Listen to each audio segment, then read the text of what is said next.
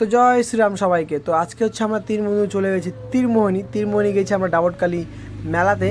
এবং তারপরে আমরা চলে যাই, এই দেখো কি দেখতে পাই, ডোরেমন। মে হু এ কুর্তা রোবো ডোরেমন। তো কে কে ডোরেমন দেখতে অবশ্যই বলে বলুন ছোটোবেলায়। তো মেলায় আমরা প্রবেশ করি এবং আমরা যখন মেলায় প্রবেশ করি তখন প্রায় প্রায় মেলাটা ফাঁকা, কারণ আমরা গিয়েছিলাম 10টার দিকে।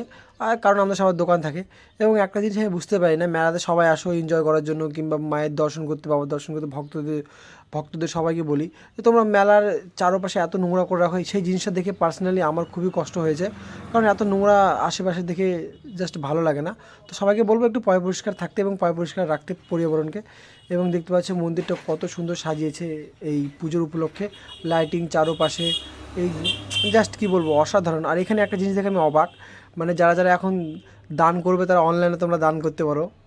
এবং এটা হচ্ছে ঘাটের দিকটা তো যেতে পারিনি আমরা, এত কাদো ছিল ওখানে, তাই দূর থেকেই একটু স্ন্যাপ নিয়ে তোমাদেরকে দেখালাম। এবং তারপর একটু মেলাটা চারপাশে ঘুরে দেখলাম এবং যাওয়ার সময় জিলেপি নিলাম। আর এই দেখো কে এ হচ্ছে এই শুভ, মানে ওই ওখানেই ভক্ত ছিল, তো তাই ওর সাথে দেখা টাকা করে বাড়ি যাচ্ছি। আমি দেখো যাওয়ার পথে আমাদের গাড়ির তেল শেষ। এই তেল শেষ হওয়ার একটাই কারণ, সব রূপমের দোষ, কী আর বলবো। ওকে